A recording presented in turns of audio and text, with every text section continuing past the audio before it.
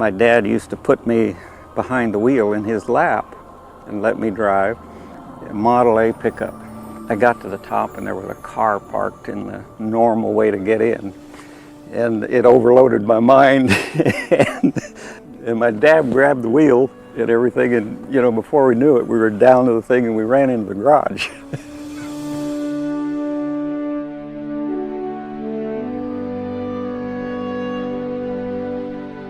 I can't remember when I didn't want to fly. As a youngster, I had that enthusiasm for aviation, and I really don't know.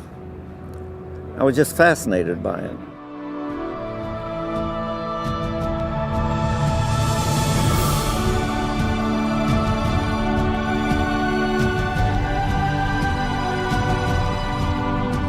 I looked up the requirements. You had to be, you had to have 2 years of college in those days, 20 years old, unmarried, and of course physically fit.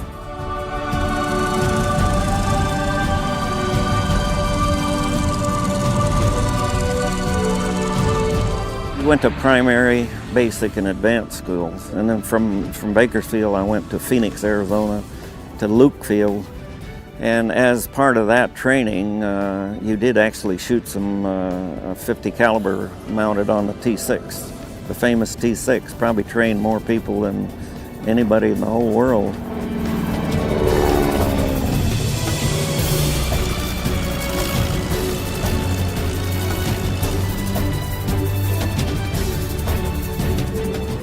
Sure enough, my duty assignment came out and I went to a P-39 fighter unit in the San Francisco Bay Area. Here I am, a California boy, and I have hardly left the state.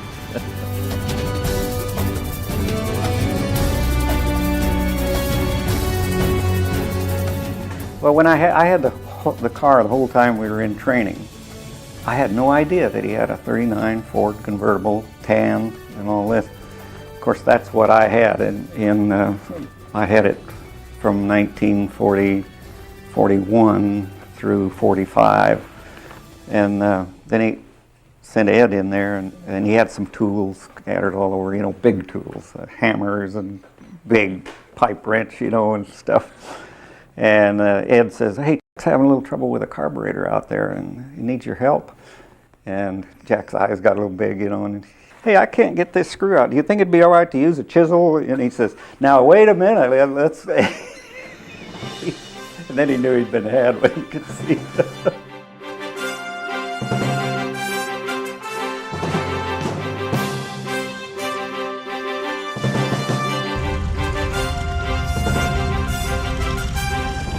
A very lucky thing happened to me while I was there. I was selected as a member of an original cadre to form up a new fighter group. And this new fighter group was the 357th Fighter Group. And we went over to Hamilton Field where the headquarters was and checked in and learned that we were just on our way to Tonopah, Nevada, which is where we were going to start our training.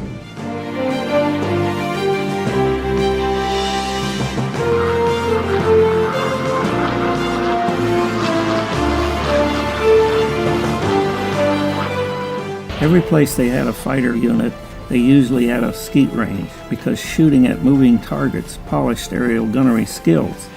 So we had guns, we had ammo, and we had more game than we ever could have shot.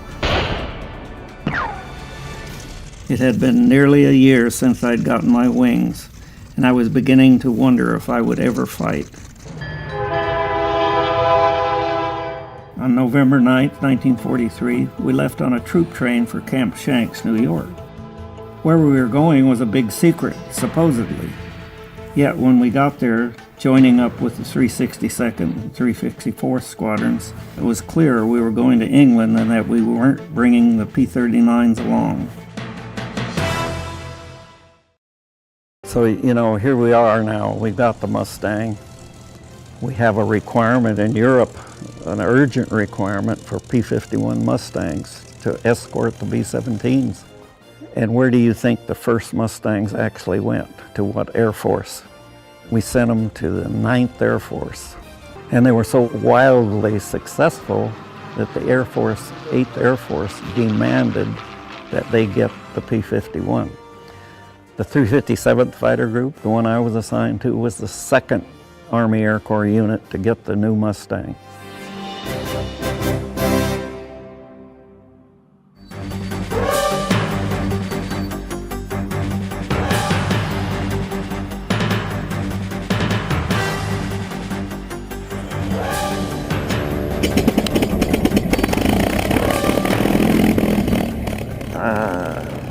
It was, you know, you were scared. You're scared of the unknown. You didn't know what was going to happen. You know, how am I going to react? Am I going to fight or am I going to run? You know, it's kill or be killed. It's not, you know, this is real. So I'm flying formation with them. We're doing the escorting. And somebody on the radio just says, "Mustang, Mustang, there's one on your tail." And I said, holy smokes, you know. And he zigzagged around a little bit. And I'm saying, boy, I'm right there with him, though. So we keep on going. And he said, "Mustang, Mustang, he's still on your tail, you know." And I said, holy smokes, you know. And so I zipped out a little bit, and the guy hollers again. And so my flight lead then, he just whipped, he thought they were talking about him. And so he took some drastic evasive maneuvers, and I'm staying right with him, you know. And pretty soon he lost me. And I pull up, and there's no airplanes in the sky. You know, a little while ago there was all kinds of airplanes, and here I am over Germany all by myself, the thing you're not supposed to do. Well, fortunately, about, you know, it seemed like forever, but then I saw an airplane, I went up and joined on him, and he was my flight lead. We never found out who the guy was that hollered, you know, and of course I was green. I should have slipped out and looked around and said, "Hey, lead, you're okay, you know, there's nobody behind us," but I had no idea what was going on. I was just hanging on. And that's my first combat experience at all.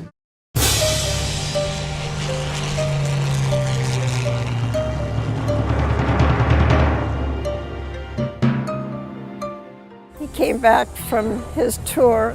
When he left and he got over to his base and he tried to find Jack, that's when he found out that Jack had been shot down. And then when he came back from his first tour, he came to see me, and I don't know, it just happened. We fell in love with each other, so that's it. Still, we weren't about to plunge into anything. We promised to write and to see where things went, and we left it at that. And she gave me a picture, and I carried it with me the rest of the war. I carried it right into combat in a small black leather folder we used to carry our identification. I still have that picture in a small leather folder.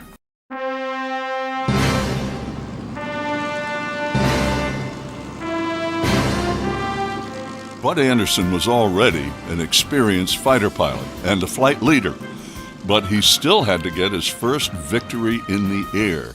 His chance came at 15,000 feet over Germany on March 3rd, 1944.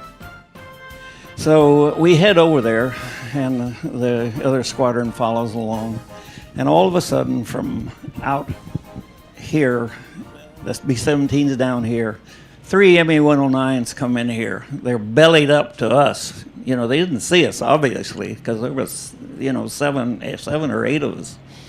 They're going after the straggler. So, okay, guys, I'm the flight leader. One of those is mine. And I've got this guy. But we're not in these nice concentric circles. We're coming at each other at really high angles at each other. And I'd say, Jesus, why can't I get on this guy's tail? You know, I can't figure out why I'm not more successful. And so I'm saying, I'm going to pull through him and then fire a burst out here and hope he flies through it. I'd been through 3 gunnery schools and I knew how to shoot quail. So I thought, by God, maybe I'll scare him at least and get him to break out of this thing and I can get on his tail better. You really want to get it back here at 6 o'clock and get into close to shoot somebody. So he comes around, I pull it through. I can't see him, of course, because I'm bellied up like this and he's bellied up like this. I got tracked him very accurately, fired a long burst like that. Not a long burst, but a burst. And when he came into sight, he's cooling, is streaming. He's burst gray smoke just pouring out of him. Lucky shot. I got him with a golden BB. And he pulls up like this right there and bails out immediately. Yeah, man, I said, I'm kind of sitting there cheering, and I looked out at my wing, and geez, here's a guy right on my wing. And it was Johnny England Air Force Base. You know where that is? That's the guy that that base was named after. And he'd already had a couple of victories. And we were down low. He had his mask off, and he was laughing, and he went like this, and I thought, wait a minute, did that guy shoot that thing down out from under me? I knew it was a lucky shot, and I just couldn't, and I thought, holy smokes, that wasn't very sportsmanlike, but, I guess there's a war on, it's okay.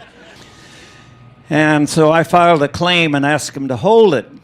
And they looked at me kind of funny when they said that. And I said, yeah, I got to talk to a guy and get a confirmation. So I head over to the club, and where he's in a different squadron, obviously. And so now I'm on the way over there, and I'm thinking, how the hell do I bring this up? I'm going to say, hey, you jerk, did you shoot that thing down out from under me? Or, how am I going to handle this without being a jerk myself? So I go in there, and there he is on the end of the bar, and he comes rushing over to me, and he says, Andy, he says, that's the greatest shot I ever saw. You got that sucker out there at 60 degrees angle off. I go like this, Johnny, lucky shot. That's the story how Bud Anderson got his first victory.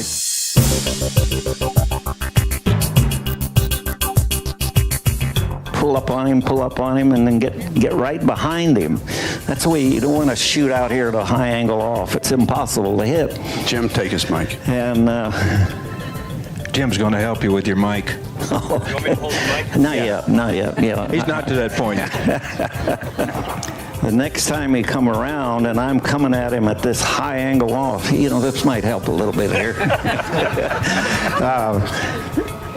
What was happening, that he was pulling all this G and I'm pulling, and but then I'm right on top of him, and I'm just following him down.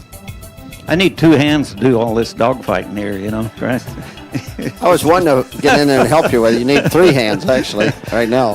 Fighter pilots, if I had to sit on my hands, I wouldn't be able to tell you this story. I'm coming at him at this high angle. I'm trying to get in there, and I just can't. Then he... put it right there, and I can't get on him, and then he goes by, and then he kind of makes a high angle pass. We got into this circling dogfight. I need a prop here. This is my job. That's the reason I'm still here. When you're in a dogfight, you want to get right on a guy's tail, just like this, right here. That's where you want to be.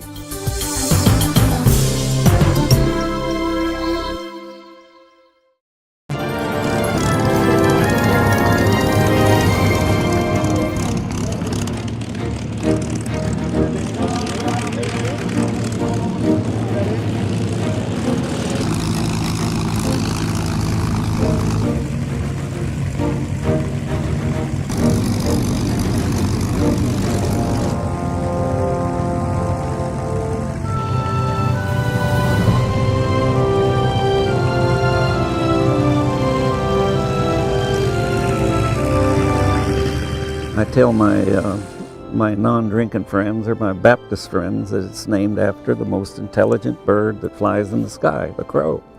And that generally is recognized. The crow is a very cagey bird. But my drinking buddies all know it's named after that good old Kentucky straight bourbon whiskey.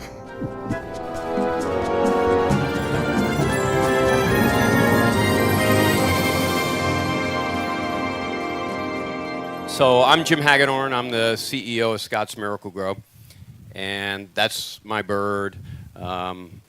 Started flying as a kid, went in the Air Force, flew F-16s 7 years, and then been lucky enough to meet a bunch of these people here. So, of course, the star is that old guy right there who is, you know, truly a legend. And, like, no joke, a fighter pilot legend. Jack Roush, who has added so much to this ability.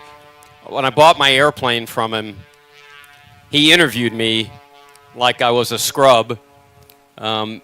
And part of it is making sure that if you're going to buy this, you know what it is, that it's a piece of history of the United States. It's important, and that you respect it and share it. And that's part of why we're here.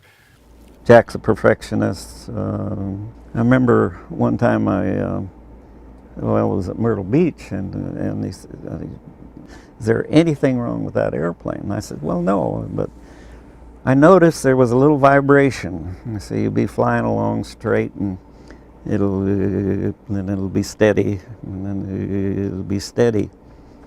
And Christ, I think he tore the whole airplane apart and had it propeller rebalanced and things like that. And next time I flew it, boy, that thing was so smooth, I couldn't believe it.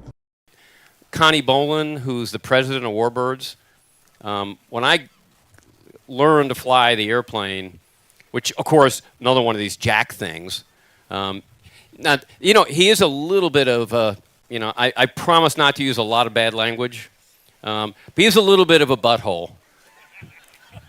Jack made me promise contract. He had a contract that says I can never change the name of the airplane.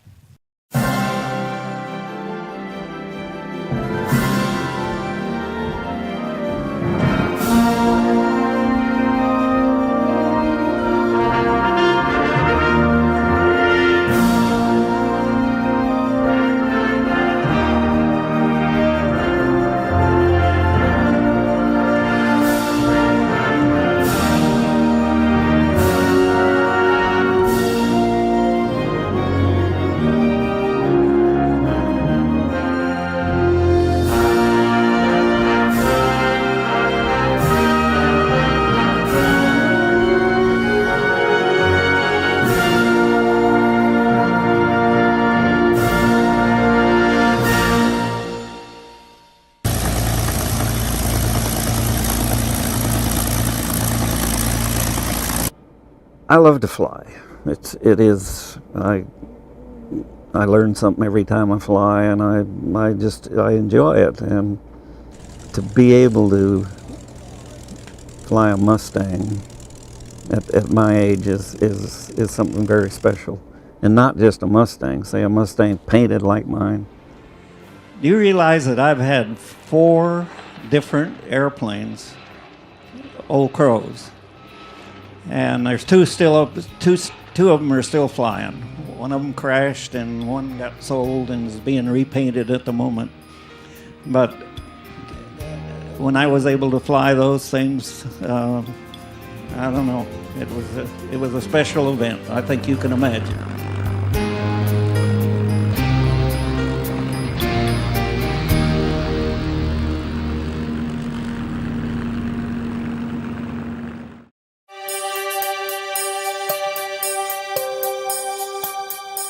I finished my tour on 15th of January 1945. 2 weeks later, I was back in the United States. I hadn't intended to get married. It just kind of happened. Landed in the States on February 1st, 1945, and married my pen pal, the widow Eleanor Cosby Stacker, 22 days later. It took me a few days to get from the East Coast to California, and I know I asked her at least a week before we got married. Figure it out. The courtship lasted no more than 10 days to 2 weeks. Pretty intense. I've just been very lucky. and so is Bud, and you know, we respect each other, and I think that's important. Boy. You know, I'm coming to think that respecting and liking each other, you put the two together. Well, you're good friends as well. Yeah, yeah.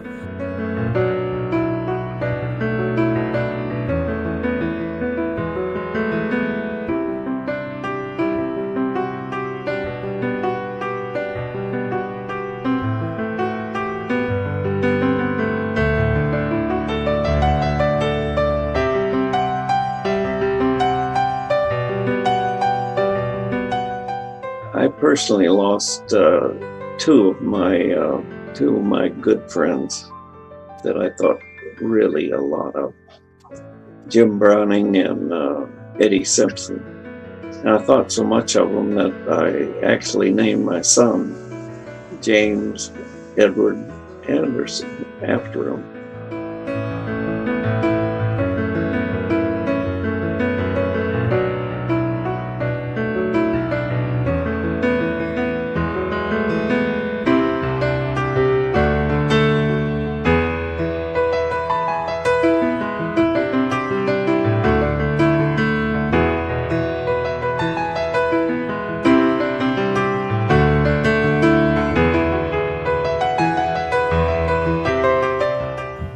This is a story about father and son flying a combat mission together. So the mission he picked for us to go on, they had speakers out on the wingtips like this. They'd go over these communist strongholds and propaganda, broadcast propaganda for, you know, so many minutes. Then we'd come by and drop the surrender leaflets or the safe passage.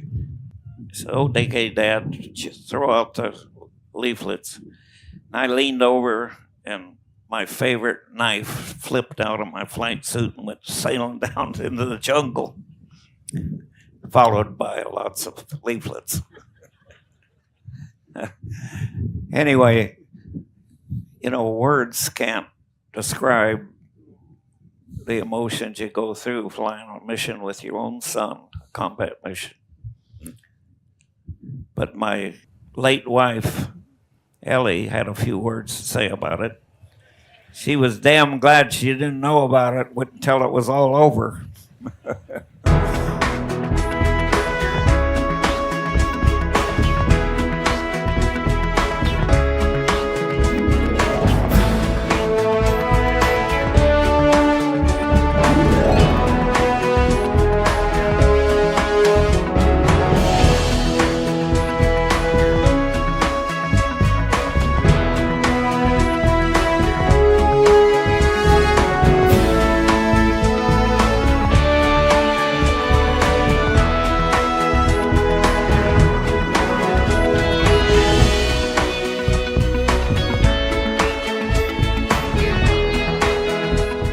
Newcastle was my home of record.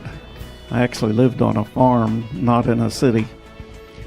And I always felt I never had a hometown, really.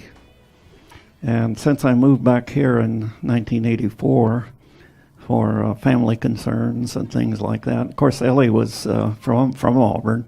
I've lived now in one place the longest I ever have. And a thing like this, it's just beyond awesome. I really feel like I have a hometown now, Auburn.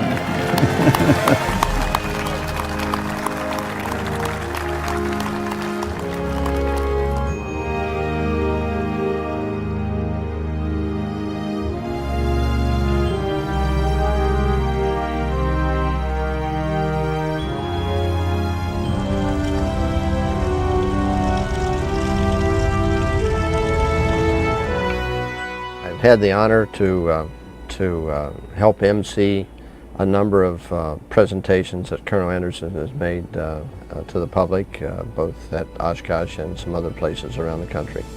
Take note of the fact that he's one of America's greatest heroes. The kind of person, as a man and as a young man, as an adult, that we'd all like to avent ourselves or we'd certainly like for our children to be. He's a great patriot and a great brave defender of our country and our freedoms. He's one of the world's greatest aviators. But past that, he's one of my dearest friends.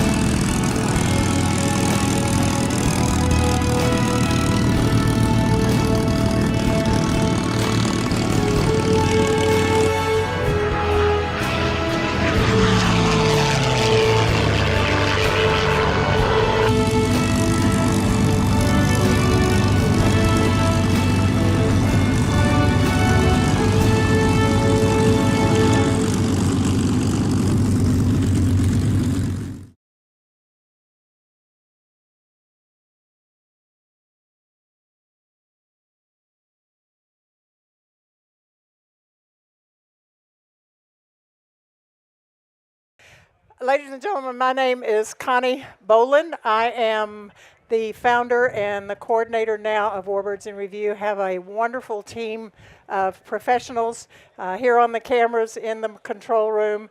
And then, of course, Kyle Guyette is the lady who keeps us all straight.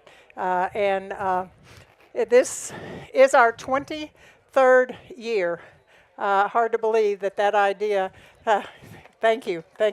And it is successful because all of you enjoy it and show up every year. We are successful and have been able to elevate to the level of production that you see here today and that we're streaming worldwide because of the support of Scott's Miracle-Gro Company. And today, one of our guests is Jim Hagedorn, CEO of Scott's Miracle-Gro Company. Without Jim's support and the support of Scott's Miracle-Gro, we would not be able to do this. Without the support of Ron and Diane Fagan Fighters World War II Museum in Granite Falls, we would not have this production facility, this really nice building here that we have today to work from. Today, this presentation is very, very special to me. The gentleman who will be out here very shortly is now, we've called him Colonel Anderson forever, but in January he was promoted to Brigadier General, Bud Anderson. Thank you.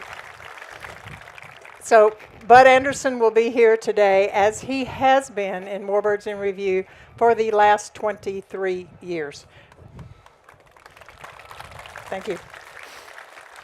I'm very pleased to say that all of the gentlemen who will be out here in this program have been very dear friends of mine for many, many years. And of course, Bud, probably the longest, although Ray Fowler is part of this presentation today. I knew Ray when he was just a kid. Showed up in a T-34 one day and you go, wow, this kid's flying this airplane. Well, Ray is now one of the most accomplished warbird pilots in the industry, but it's not about them really today so much as it is about General Bud Anderson and the Old Crow aircraft. I wanted to introduce you to James Edward Anderson. Thanks, Jim. All right. And ladies and gentlemen, now coming from your left, my right, behind the Old Crow B model, is General C.E. Bud Anderson.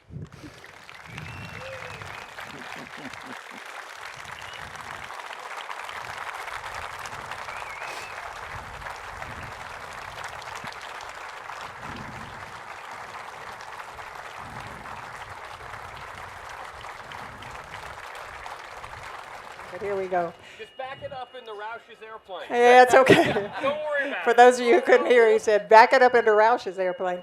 Okay, I think that's good. How are we doing with the cameras here? We're good? Good, okay, very good. And our driver here, my staff member, happens to be Brigadier General Ed McElhenney, retired Kansas Air National Guard. Ed is the moderator for many of the programs, but for this one, he's just our helper here.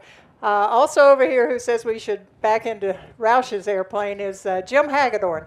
Jim Hagedorn owns the D model Old Crow. And Ray, if you want to come over to, this is Ray Fowler, I mentioned earlier. Ray has been very involved with the Old Crow airplanes, flies them every chance he gets, and is... You had one person clapping for you, dude. Yeah. It's a hard act to follow. Yeah, so ladies and gentlemen, I'm the moderator for this program because I am good friends with all of these people. I am fortunate enough that Jack and Jim have offered me for many years to fly their airplanes, so for that I thank you guys. But more importantly, General Anderson has been very close and a big part of our family for a long time. My late husband, Ed Boland, was very close to all these people as well. So for this 23rd year, and you being here on this 23rd, I'd like to somewhat dedicate this to Ed Boland, who was a huge supporter for all of us. So thank you. And I'll have Mr. Hagedorn lead us off here, Okay. if you will. Does this thing work? Oh, it does. Hey, everybody. Hey, drink fluids. It is blistering out there. I know you guys have been out there a long time waiting to hear him, a real fighter pilot. So I'll be quick. First, I want to thank all you guys for coming out. This is why I think we do Oshkosh. On the selfish side, I would say for those of us who fly warbirds today, Oshkosh is the place where we can come and fly formations together. Really, the only place we can do it. So we have a lot of fun here. When I went in the military, where I served Air Force for 7 years, flying F-16s. People say, thank you for your service. And honestly, I think most fighter pilots just enjoy the craft. Most people just get out of college and somebody hands you an F-16. It's a pretty good job, So, was I disrespecting the flag? Jack wasn't. I didn't have a clean shot at you. Roush is going to have great stories for you guys, I can tell you that. I want to talk just a little bit about the quest of becoming a fighter pilot. And I'm going to tell you the story of my first check ride, in the Air Force. Now, if you don't want to bust a check ride, because you'll end up flying a bomber or cargo plane or something. And so to be a fighter pilot, you got to be sort of near the top of your class.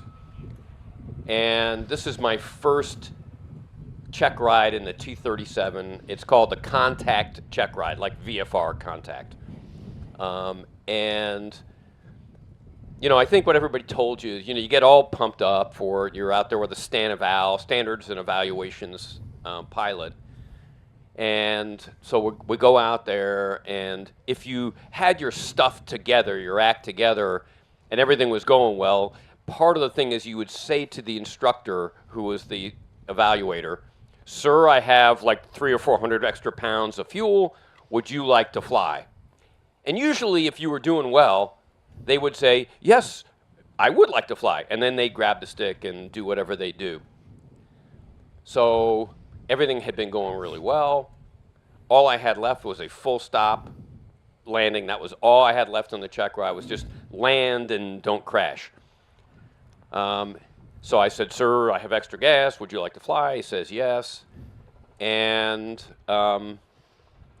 he grabs the stick, and he's like a C-130 driver in real life before he became an instructor at Columbus Air Force Base. And he pulls the airplane up, and he climbs, and then he dives down. And you don't wear a G-suit in a T-37. And it's like a 6.5 G airplane, something like that. And he's pointing the thing down at some town in Mississippi, and he's shaking the stick and making machine gun noises. Now, see, the Air Force fighter pilots never grow up, so he's down there, and he's making the gun noises, and he says, we're going to pull up, prepare to pull some G's. And I was just enjoying the ride. And as he starts pulling, I start to lose my vision. And your vision, when you have a loss of consciousness, your vision goes first. And he's pulling up, and you're supposed to do this M1 maneuver, they call it. I don't know if they called it but it's like, if you're trying to on the toilet, squeeze hard and make your face red, it's kind of like that. And it keeps the blood up in your head where you want to have some pressure to feed your eyes and your brain. And I said, oh shit, I better do the M1 maneuver. And I do my squeeze thing. And the next thing I know, I am waking up from after losing consciousness in a vertical aileron roll.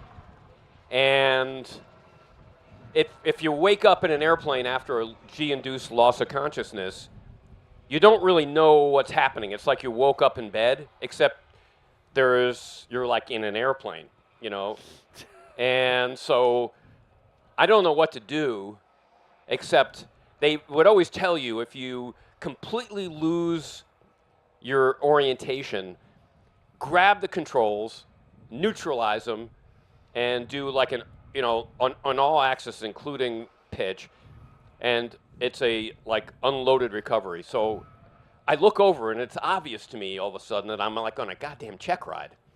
So I neutralize it, and I look over and just sit side by side in a T-37, and I said, "Sir, I'm completely disoriented. I'm doing an unloaded recovery." At which point he like grabs my mask and says, "Oh, Hagedorn, like you were unconscious as shit.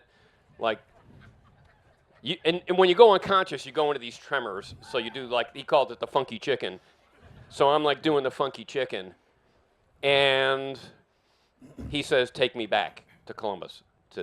Now, I think technically if you lose consciousness, it's a physiological incident.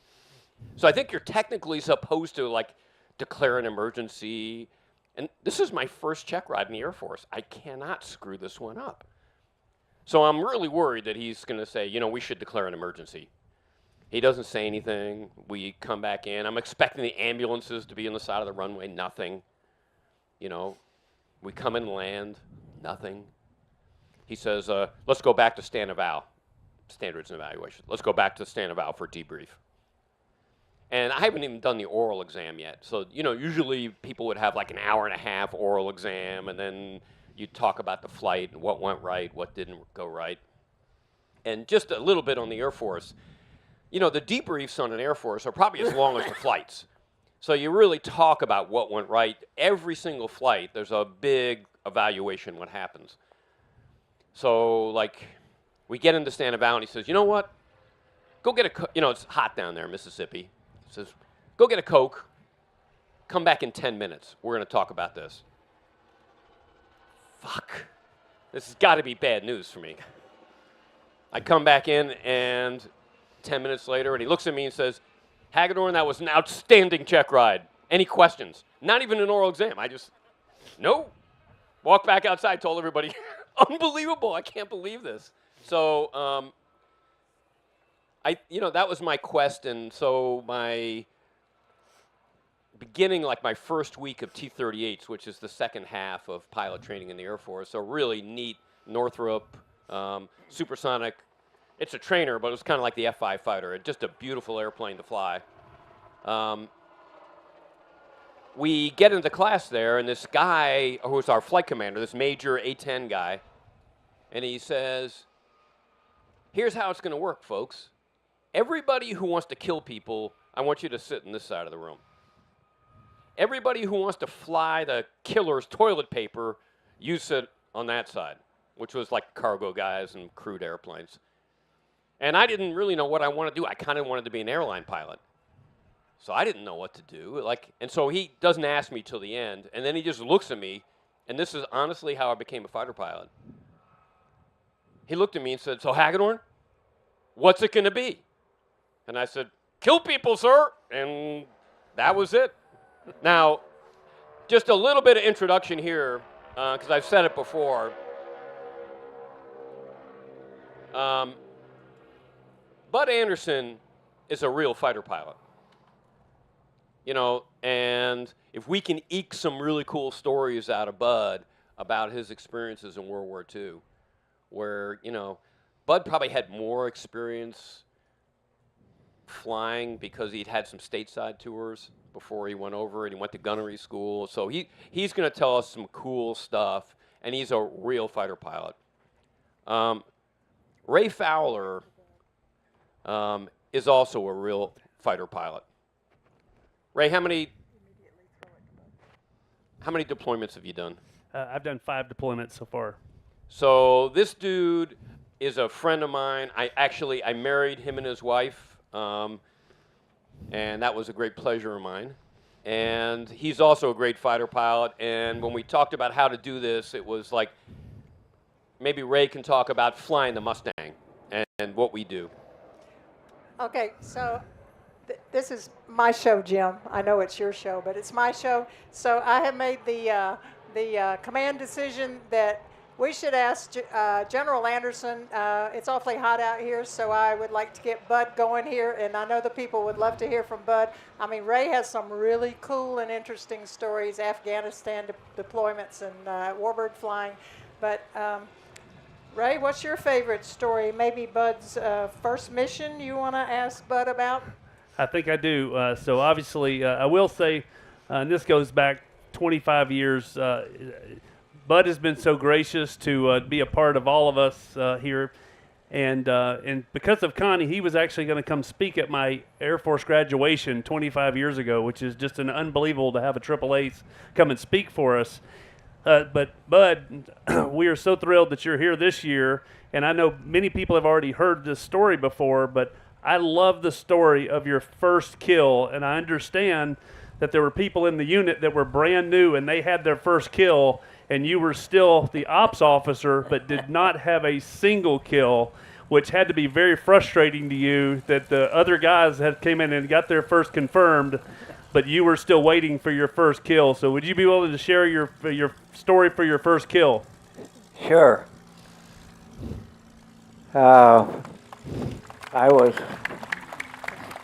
Thank you. I was promoted to the operations officer very shortly after I got into combat, because I was one of the original pilots in the 363rd Fighter Squadron. And we were starting to get kills, and you know, Bud Anderson, the hottest pilot in the squadron, I don't have a kill. So I'm kind of wondering, good God, what's the matter with me? Why didn't I get, you know, I just never in the right position and all this stuff. And finally, one day, I get into a dogfight with a ME-109 down fairly low, where they perform the best against a Mustang. And this guy's giving me a hard time. And I said, Christ's sake, what's the matter with me, you know? And so I really dug in, and we're just doing circling, and neither one's getting a very good chance of shooting. Too high of a G. And when you're down low and you're pulling a high G, you're banked up like this, and you can't see underneath your wing. And if you're pulling enough lead, you know, it's like a shotgun. You got to get ahead of him and keep tracking and fire. You're pulling all this G, and you can't see your target. And so I'm trying everything I know about fighting. I haven't gotten a kill yet. And so I said, God dang it, I'm gonna do something unusual. I'm gonna pull through him smoothly as I can, estimate the lead. Now I can't see him. Estimate the lead, fire, and when he comes through, I'll see if I get a lucky shot. So we come around again, and I pick him up, track him, pull through him very smoothly. Now I don't see him, and then I fire a shot. He comes out into view, and he's streaming coolant. Hot dog, I got him. My first one. And I'm sitting in the cockpit there, patting myself on the back, and all of a sudden I realize there's somebody out there on my wing very close, following me. And so I straighten out, and I see it's John England, a pilot from another squadron, who's already got a couple of kills. And I think, dang, did he shoot that thing out from under me? And I said I knew it was a very lucky kill if I got a kill. And dang, maybe I didn't kill it. Maybe it was Johnny England sitting back here, and he'd gotten the shot in and clobbered him because I hadn't seen him. So I roll out, and Johnny pulls up on my wing, and he was down low, and he had his mask off, and he was grinning like a you-know-what. And I thought for a minute, dang, did he shoot that thing out from under me? I knew it was a very lucky shot that I had. And so by the time I got home, I questioned whether I had really shot that airplane down because it was out of sight and all that. And I thought maybe Johnny England was back here and pulled the shot off and then came up on my wing. Because the guy pulled right up and bailed out immediately after he was streaming so badly with coolant. And I spent the rest of the flight home questioning whether I had really shot that guy down. It had to be a very, very lucky shot. And so by the time I got home, we had our squadron debrief, and then we go to the intelligence officer and file a claim if you thought you got a kill, and see what happens. And so I told him to hang on to it. I got to go see a pilot from a different squadron and verify the kill. I was going to ask Johnny England who got the kill, you or me. And I didn't actually see him shoot, but I knew my shot had to be the luckiest one in the world. And so I'm driving down the road to the officers club where we all used to go right after a mission, and they talked to the other pilots. The whole group would be there, not just the squadron. So John England would be there. So I'm going on my way down there to go to the club. I'm thinking, well, how the hell am I going to bring this up? You know, I'm going to say, hey, you asshole, did you shoot that thing out the front of me? And I said, oh, I'll just go in and wing it. So I went in the club, and he's the first guy I see across the room, and he's a bar facing the front door. And he comes running over to me, and he says, Andy, he says, that was the greatest, best shot I've ever seen. You got that sucker out there about 60 degrees angle off.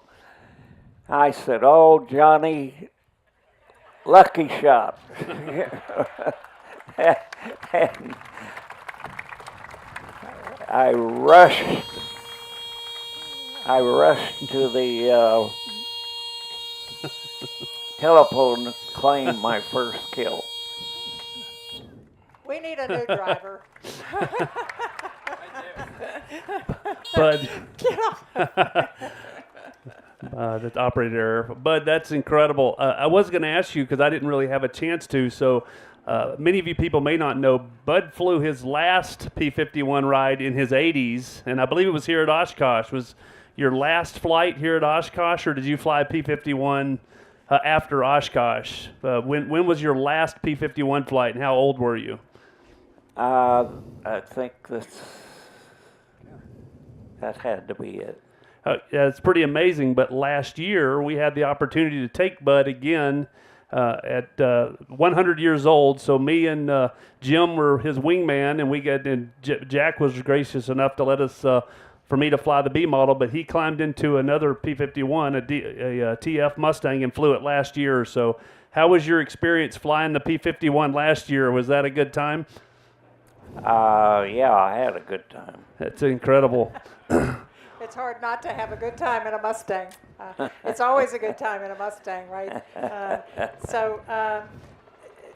Ray, let's go back to you and your history, and then we'll bring Mr. Roush in to say thank you once again for you and I having the opportunities that we've had in the warbird community. So tell us a little bit about Ray Fowler. Oh, man.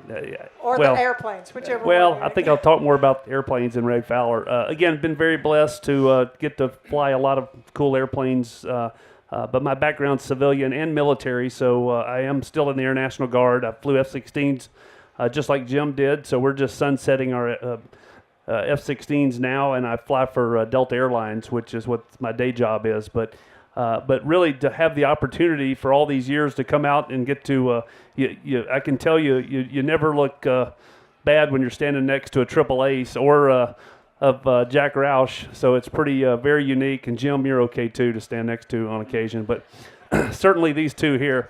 But no, it's been very much a blessing. Again, this program is so important, and the history is so important. So again, this is a great turnout, and the Warbirds in Review has been so successful. And I think Connie, really the reason I get to fly Warbirds is it started with Connie. So she's for some reason, I think she had some confidence I could fly airplanes because she's the one that talked these two into letting me fly theirs, which was kind of nice. But yeah, it was kind of cool. I introduced Ray to Jim Hagedorn many years ago now, and I think it was like 2 years that Jim said, "Hey, get the dude to come up here and fly my airplane." I don't think I told Jim this, but the worst landing I've ever had in a P-51 was in his airplane when I took it into Columbus. And had he seen my landing, I don't think he would have ever let me fly one again. But thank God. Hold on. Hold on. Oh, okay, here we go. Connie also geared up my airplane. Hey, whoa, wait a minute. Here. Wait a minute. That was the airplane you bought from Roush, and he said no damage history, right? And not a gear up. But it was not truly. It was kind of sort of one gear up, but that's another story. It was both of us. And to say Jack Roush. I called Jack on the phone after, I'm sitting out here on the edge of the runway. One gear came down, the other one did not, and I landed the airplane. I just flew the airplane, did what I had to do. Called Jack on the phone, and I said, "Jack, I'm okay, and the airplane will probably fly again." Jack says to me, "I'm sorry, I gave you a faulty piece of equipment." He had no idea if I had totally messed up or if it truly was mechanical. But that's the kind of man he is. So, Jack Roush, for this airplane, which is the one that kind of came in here crippled, you got it back within a couple of months. But a lot of these P-51s out here would not be flying, and certainly the engines would not be running as well as they do if it weren't for Jack Roush and his interest in what we do and his abilities and the team he has behind him back at Roush Aviation. So, Jack, would you like to tell us a little bit about Roush Aviation? I'd love to have a chance to tell you some things about Jim Hagedorn and about the airplanes and about the job they did in World War II. But I want to start off and talk about Jim as a fighter pilot. He was a check pilot for the F-16. As a pilot, you'd have no greater fear than to have Jim park his airplane on your ramp and say, "Okay, let's go for a ride." I had a situation similar to that when I met Jim. I didn't know what Jim was doing. I knew he was an executive with Scott's, and they were interested in doing some business with me with my NASCAR program. And so he come to see me. He had a couple of his business people. I went to the hangar and met him coming in. I thought we'd go off into a banquet room someplace and sit down and haggle. And he walked by the Mustang. He says, "That got 2 seats in it?" I says, "Yeah, it does, Jim." He says, "Let's go for a ride." Posed me a real difficult problem. Do I want to go out and make Jim Hagedorn sick flying the back seat of a Mustang that can pull 6 Gs? or should I go out and give him a sissy ride and have him think that I didn't have the right stuff? So I thought about it for a minute, and I says, Hagedorn, you're on your own. So I had a habit of beating up all the grass strips in the area, and we went out and found 3 or 4 of them, and went vertical and didn't do a roll on the ground, but we went vertical and did some things. I told him, I said, Jim, there's one more airport out here that makes competition airplanes for aerobatics. I said, if I find it, it's a small runway, but I said, we'll make a pass over it. And I looked for it, and I couldn't find it. And I'm flying at 3,000 feet. And I tell him, I said, we're going to go back because I can't find it. And as I saw that, as I said that, I had something out of my corner of my eye. There it was. So I pitched over 3,000 feet, went vertical down, put the wings in at about a 30-degree angle from flat, and went through a hole that was too small for a Mustang. And went back vertical again. Jim didn't say a word. He just went back to the hangar, and I thought, I've really screwed up. He's probably going to miss, and I sat in the back seat of my airplane. And he got out of the airplane, and his guys were still there. They were waiting on him to come back before they did the haggling. And he slipped off the part of the ring that you walk on if you don't want to damage the airplane. Stood in the middle of the wing, spread his legs apart, put his arms on his hips, and says, boys, I've flown behind the tanker in F-16 3 times. And he says, I broke the sound barrier over a whorehouse in Babcock. But he says, I've never been that fast, that close to the ground. All right, well, I got to correct a little bit. I don't know this guy, but the chance to fly in the backseat of a Mustang was important. And, you know, there's no controls in the back of these 2 airplanes. And we were in the glamorous Glennis airplane, now the Gentleman Jim airplane. And all I know is we're just diving on some strip. And the VNE, the max speed is about 500 miles an hour. The statute of limitations has run out on this. Yeah, there's no story, FAA people here, okay. right? All right. We are below the tree line with the airspeed pegged. This is the NASCAR guy. And so I just said, we got in the ground. I said, I want to buy one of your airplanes. That was that much fun. So, and the thing about Jack was not military. I think he was in his 40s when he learned how to fly. 50. And, yeah. And Jack's not flying Mustangs, but I'll tell you what, a fabulous Mustang driver. We had a good time. He said that he had a thought when they were going vertical and headed toward the ground. He says, I don't know this guy. I just met him. I wonder what he's going to do next. And we got back okay. But Jim Hagedorn is a great friend, and he's promoted the Warbirds in Review here. And a lot of what we're able to do, we wouldn't be able to do without Scott's and without Jim's participation. Give Jim a round of applause. Yes. And Jim, Jack, that ride cost Jim a lot of money, didn't it? So since he ended up buying a Mustang and supporting the program and still flying today, but Jack flew the P-51 to. How many races did you take the P-51? Most people probably didn't know that was his daily driver for years. So in and out of the races with a Mustang is pretty cool. Yeah, I enjoyed driving it to work when I could, and we had a big time putting this airplane together. When Jim said he wanted to buy an airplane, I had 2 that were in construction, the B model, the green airplane, and the Gentleman Jim that I assembled from parts. And I thought I'd take a chance on the 10-year-old restoration and let him have that if he wanted to. I made him wait for a year. I had an agreement with him that he had to support Bud Anderson and what we're doing here at EAA, and it couldn't change the appearance of the airplane, which he's the biggest fan of what we're doing, and we couldn't do it without him. Jack is. So, Jack interviews me, because I'm flying a piece of history, and comes to my office and he makes me sign a contract that I can never change the name of the airplane from Old Crow. And I mean, I wouldn't want to. But what he didn't tell me is he was building the faux crow out of a bunch of parts. And he told me, I'll sell you the Glamour Glennis, the newer airplane. He said, I'll sell you that. Then he calls me and says, no, I can't sell you that. I'm going to sell you the older one, which is I'm real happy with. I want to sell you the Crow because I'm going to keep the Glamorous Glennis airplane, the Gentleman Jim airplane now. And he interviewed me, and then he said, I'm not going to sell it to you until you have 100 hours of time in heavy tail wheels. And he lent me his SNJ, which is a T6, Navy T6.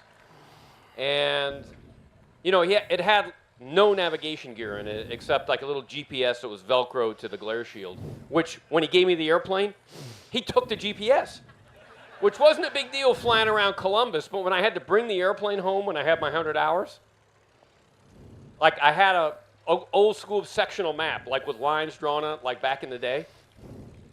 And if any of you have flown a T6, if you drop something in a T6, there's no floor. It just goes right down to the skin, like 6 feet away. So I'm flying up there, and map is under my leg, and I lift my leg up, and the map falls down. Now I have no map. So I'm lost as shit going up to goddamn Detroit to return his airplane. And who comes out of the sun in a P-51 and jumps me? This guy. I knew your plan. I knew how to get there and see you. It was my T-6 he was flying, and I was flying the airplane that he was buying, which I'd had for 10 years. So I was in control of everything that day. It was a good deal. I want to take a minute and talk about what was happening in the war and World War II. World War I ended poorly. They had the despots and the heads of state that were not subject to capitalism and to democracy in charge of Western Europe, plus Russia, plus China, and they didn't get along. And so the French had the biggest load. We were afraid the Germans were going to beat the English. And so we sent it over. It was 5-year war. There was 2 years that we spent involved. The French lost 6 million people. The U.S. lost 53,000. And the British lost 800,000. The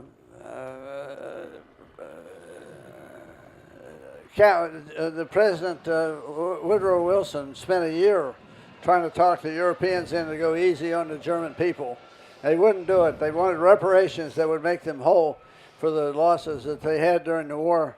And so they put a high tax on the Germans and left it perfect for somebody like Hitler to come in and set up another world war.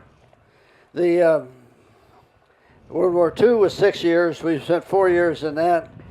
There were our casualties were 410,000. The Russians' casualties were 8.7 million, and they had 19 million civilian casualties. So the Russians had reasons to want high payments from the Germans as well.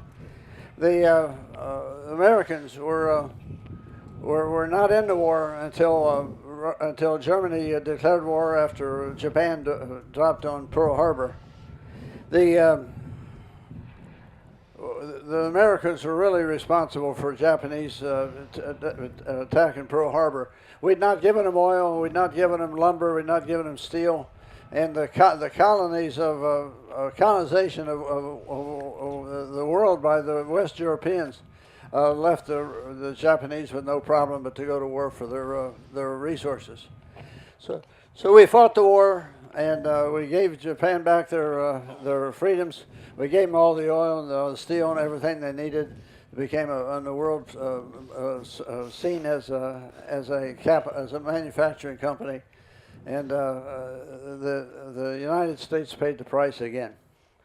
But all that was good since we got a booming economy after the war, and we have a chance to celebrate the contributions that General Anderson and the other people have done to keep us free and to let us be the leaders of the free world that we are. How to grow delicious tomatoes. Step 1. feed them while watering with Miracle Grow liquid feed. That's it. Miracle Grow. All you need to know to grow.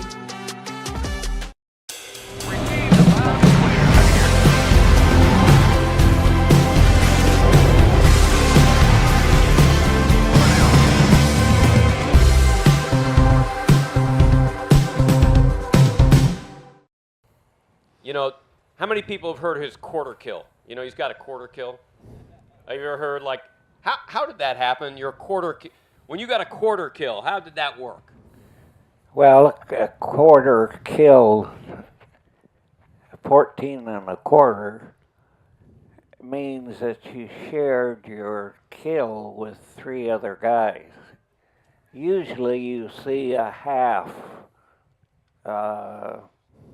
where 2 guys share an airplane. Very seldom would you see guys share their whole flight with a kill. And this was probably right in the middle of my tours. And we were way deep in Germany. I think we'd been to Poland and we're coming home or something. And I. Did you find a B or D then? Probably, I don't know. I'd have to look it up in the records. I suspect it was a B. Yeah, probably still a B. And incidentally, I kind of like the B, and it's single bubble, had good or better vision than the D over here, which is a full canopy, and if it hadn't been for the 4 guns versus 6 guns, I think it would have ended up being my favorite. But you need the goddamn guns. His ground support crew had figured out how to let the guns not jam in high G situations. And the B had the problem of jamming the guns if you're pulling a lot of G. He had that fixed on his airplane. And another very successful pilot followed him in the same airplane with the same guns. Yeah. I did like the fact that General Anderson said whenever his wingmen flew with him, they didn't get to shoot very often. So that was very nice of you. I'm sure they were appreciative that you shared a kill with them. Yeah, we were coming back from Poland or someplace pretty deep, where it would have been deep in Germany, and we had just had an engagement with some 109s, and they took it down to the deck, and on the way down to the deck, I see these shadows, and I couldn't see the airplane.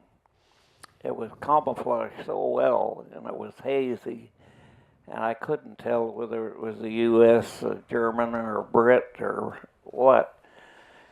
And so we took care of the 109s, and then I says, "Hey guys, did you see a shadow or anything?" And they said, no. And I said, "Well, get up here."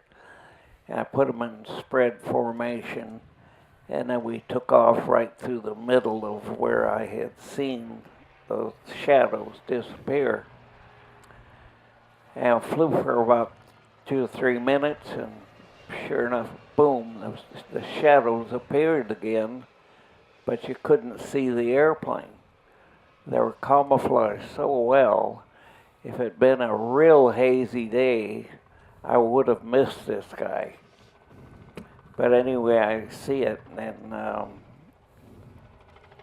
we come screaming up to it, and I said, "Oh God, an old Heinkel 111, a twin engine obsolete Battle of Britain bomber." And I said, "Oh my God." I pulled up, he's down here, and I says, God, this is an easy kill. I'll just slide over there and blow him out of the sky and get another kill. And then I thought a little bit about my wingmen, and I said, you know what? Why don't I give those guys a chance to shoot at this? This soft target. So I told the guys, I said, okay, guys, get into trail formation, practice gunnery formation. And so, boy, you don't ever saw guys get into echelon right so fast, they almost collided. They knew they were going to get to shoot. And they were so happy.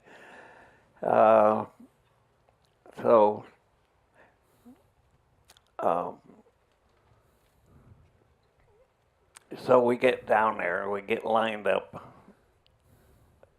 4 airplane echelon right formation. Lead goes in like this, fires a burst, and then comes up here on this other side and sits. And number 2 comes in, fires a burst, slides over, and gets into the number 2 in the left-hand echelon. And you do that because you get the most shots. And if you got a stable target, non-maneuvering, and so we got an engine burning, and the guy's heading for the deck real fast. He's down low to begin with, and everybody had made a firing pass, and we were on our second bunch of passes, and he's just about ready to belly in, and so we get a couple of passes from the left-hand side again, and he's got one burning and the other one's smoking really bad. They bellied it in and hit something between the left engine and the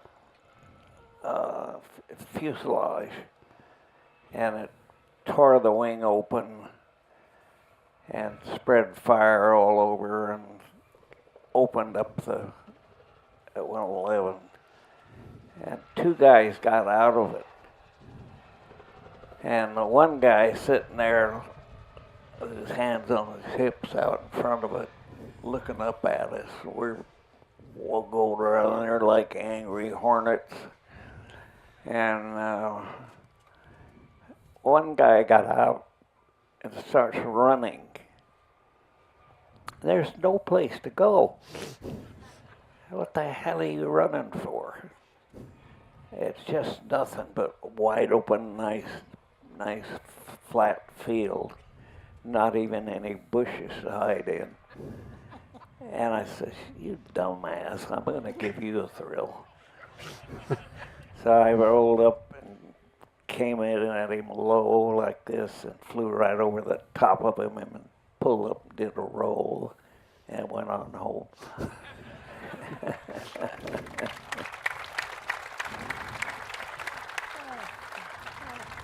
Thank you, Bud. You know, I do want to say, I guess I get, you know, we sponsor and I fly here and I'm buds with all these guys, but what a privilege it is to have Bud Anderson here, the oldest, highest count ace in the world. And Bud, I hope we get you back next year too. Yay. You think? I think he deserves a standing ovation, guys. Thank you, Jim. You're absolutely right. He deserves whatever we can do for him here. Thank you.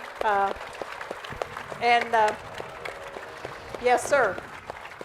To all these guys here, you know, I think, you know, by your presence and the crowd we see here, you realize that this is history, and that's what we're preserving. So now we have it recorded, And so forever and ever, people will know the Bud Anderson story, and of the friendships that have been built around these airplanes. So the airplanes brought us, but the people keep us coming back. I've heard that before here at Oshkosh. We have a couple of minutes for questions. It's awfully hot out here, but if anybody has a question, Mary is here with a microphone. Airplane question for Bud. We'll try to keep them short, because I know all of you are hot also. This mean you're leaving, Jim? Yes. Yeah, okay. We have quite a few questions over to the right. Questions. Okay, David. Are either one of these planes the actual planes that General Anderson flew in the war? I think I can go ahead and answer that. He did not fly any of these in the war. These were, a lot of Mustangs survived because they went to the guard units at the end of the war, and that's why they were not actually overseas. There are a few airplanes around, Ray, if you want to jump in, that saw service, but neither one of these. Yeah, absolutely. And one thing in the morning, which is a lot of fun. So if that does not make you happy, that's not us. But if you like hearing Mustangs in the morning, we try to take off every morning at 6:15 and go fly to make sure you guys are up in the morning. So it's the sound a lot of of fun. freedom, perfect. Okay, we have another question here for Dick. Can we ask General Anderson to tell us how old he was when he flew his last mission in World War II? How old were you, Bud, when you flew your last mission in World War II? The famous, you and Chuck dropped your bombs, but just tell us how old you were. Or your drop tanks. I guess I was 23. You were the old guy in the squadron, weren't you? Yeah, I think I was 23. 23. 23, wow. Okay. And here you are. Yes, sir. I know you flew the P-39 Airacobra before you flew the Mustang. What are your thoughts on that? How did you like it? Oh, well, I hadn't flown any other kind of a fighter. That was the first one. And, God darn, I'm a fighter pilot, so you don't care whether it's a T6 or whatever it is, you're going to fly it like a fighter. And I didn't know what a lousy airplane it was until I got to fly some other airplanes, like a P-51. And immediately we realized it was a great airplane. The P-39 was actually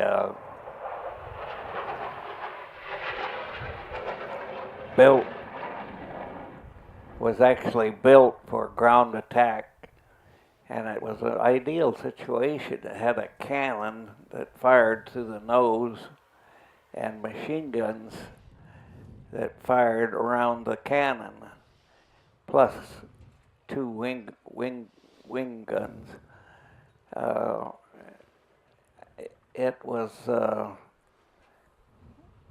It didn't have very good flight characteristics. Some people said it would tumble ass over tea kettle if you tried, lost control of it. I never had tumbled one, but I watched some guys racing over the field. I think the last guy fell out of it, and he probably thought he tumbled. But okay, I'm sorry, but not to interrupt. Mary's got someone who's been patiently waiting here for a while, and then we have a young man over here in a green shirt. David, if you want to go up to him, that's who we want to go to next. Yes, sir. Hi, I was wondering if you could tell us what your expectations were about what air combat would be like before you got into the war, when you were in training, and before that. What do you think about your expectations before you went to war? Anticipation of going into combat. We were scared as hell.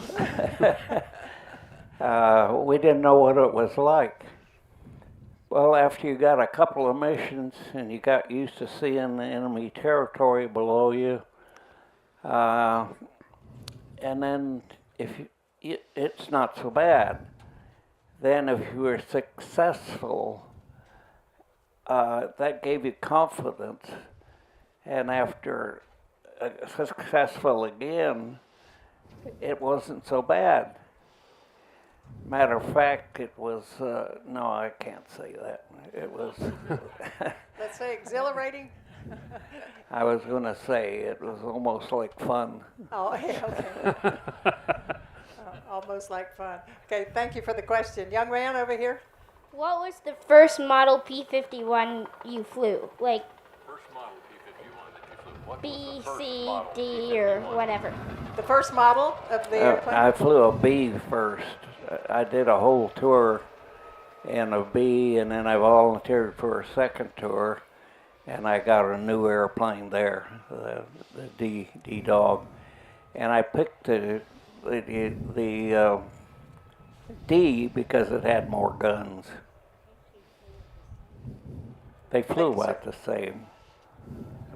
same range. Well, and you can probably see on the wing there the 2 guns here and the 3 here, and the ammo belts were in the wings. And Bud's crew, did you ever abort a mission, Bud? No. A tribute to all the crew chiefs out there and all the people who maintain these airplanes. A real handout to all of them. They make it possible for all of us to fly. And Bud's crew certainly took good care of him. Somebody had their hand up here. Okay, David. Yeah, I had a question. With all things being equal at the start, what would be the harder aerial fight, 190 or 109? 109 or a 190? What was a tougher fight? I didn't care. The pilot. I handled them both like the enemy, and it seemed to work. Okay. We got one more over here okay, about the I think we'll take our last question over here and get him Over- out of over the here, sun. David's going. Okay, we'll take 2 more then. Yeah, my question is, did you ever go up against a 163 or a 262? No, not personally. Okay, and there's a young man over here in a Last one here. black Come- shirt. there we go. Last one, and then Bud's going to go over to the merchandise building to sign, or not actually sign. They're already pre-signed. Yes, young man. What was the closest you ever came to being shot down? At Oshkosh, maybe a few years ago. I'm not. Well, maybe the one time when I was climbing everything, he stalls, and we go up again, and then I'm ahead of him, and I out-zoomed him, and then we reversed turned. And somewhere in there, a good pilot would have got a shot at me, but this guy didn't. Yeah, you were better. Is that what it amounts to? So, What was okay, he very flying? quickly, Jack Roush, would you like to add anything to these people that they might want to hear today? And thank you again for being here and for all that you've done for all of us. For everybody that salutes the flag on the 4th of July or comes to Oshkosh to participate in these forums, thanks for doing so, and you're true American patriots. And I enjoy being in your company more than anybody else in this population. Thank you, Jack. Hey. Well said. Thank you, Jack. Well said. Ray, do you have anything you want to add? No, thank you for staying in the heat. I mean, this is, we know you're only going to get this at Oshkosh, folks, so we appreciate you being here. Yeah, and you're obviously tougher than Hagedorn. He left. He bailed. You know, what can I tell you? So, Bud, thank you for being here. We really, really appreciate you. That's an understatement.